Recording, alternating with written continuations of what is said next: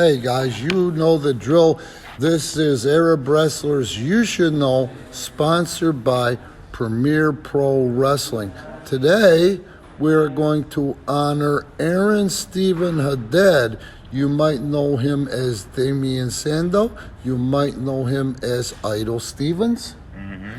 And I'm with Casey James here, who was on SmackDown teaming with that guy.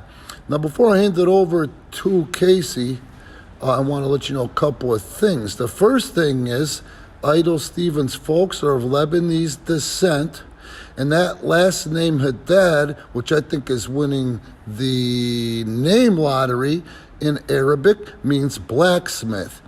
Now, the other thing is I'm going to go ahead and say guys like Luke Williams, guys like Handsome Jimmy Valiant, the Fullers and Welches, they would go ahead and be my first uncles, okay?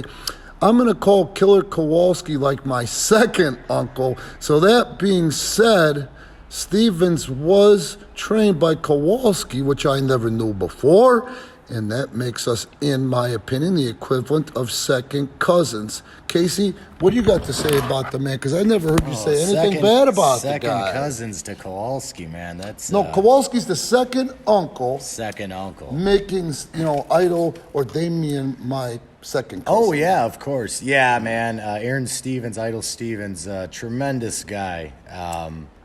We were tag team partners on SmackDown for about 6 months. Sure. Worked with London and Kendrick, and man, jeez, couldn't have had better matches. Just man, if I could find the house show matches, I'll put those tag matches up against anybody's. I really would. Wish those were on we had a really good match on pay-per-view and some decent TV matches, but man, those live events and WWE's, those spot shows. I'll put those up against anybody. But he was a great guy. I traveled with him a lot. Yeah. And just a real stand-up guy. And I couldn't have been happier for him. You know, he stuck with it. He went down to Puerto Rico after being released by WWE, and then he repackaged himself and did the Damien Sandow gimmick, which he had a bit of 5 years, something like that. He had a great run, but he deserved it. He worked his ass off, and just a sweetheart of a guy. And I was so happy that he got that opportunity and made good on it. When did they put you guys with Michelle McCool? Right from the right out of the gates, yeah. Okay. Yep. Yeah, Michelle McCool's our manager, the teacher's pets. So. Did you guys travel with her too? No, maybe once in a while, maybe just short trips, television and stuff. But it was generally just him and I, or sometimes we'd mix it up. But pretty friggin' cool. Yeah. Now, guys, take note of those key phrases. I remember this because I was in Puerto Rico working for opposition of the World Wrestling Council, Carlos Colon. Yeah, he worked for Carlos. Yep. Yeah. When I was down there working for Savio and Miguelito and Luke Williams in the IWA. And I know for a fact, because I was real close to Johnny Laurinaitis at the time, when they told Idol Stevens, creative currently has nothing for you, but go do something and we will be in touch.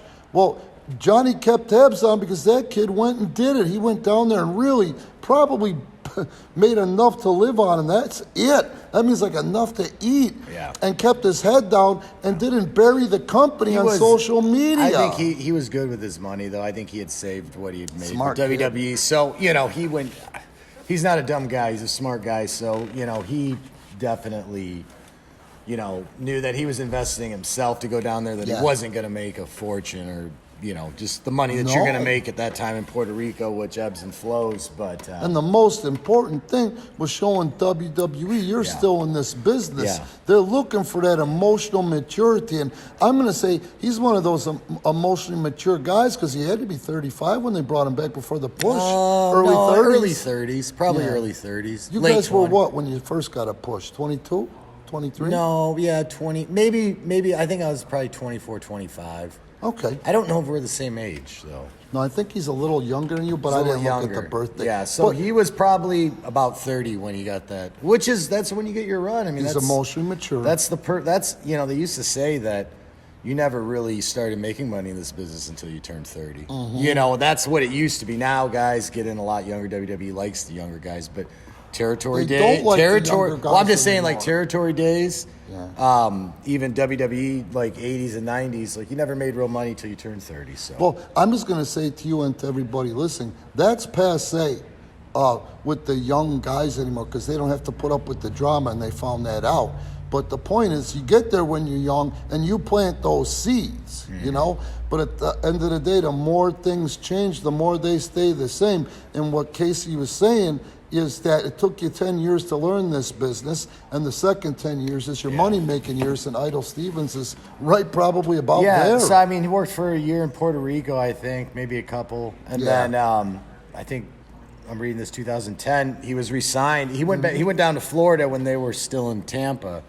He was down there for a little while. Maybe He humbled a year. himself, folks. Maybe a year, and then it says 2012 is when he's the same age as me. 2012 is when he was called to the main roster, and so he was 30. He was 30. Emotionally mature.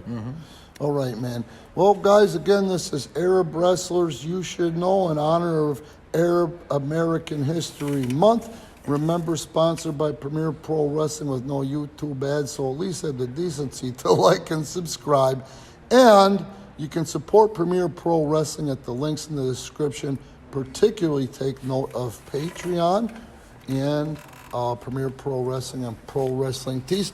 I'm Randy Ritchie with Casey James.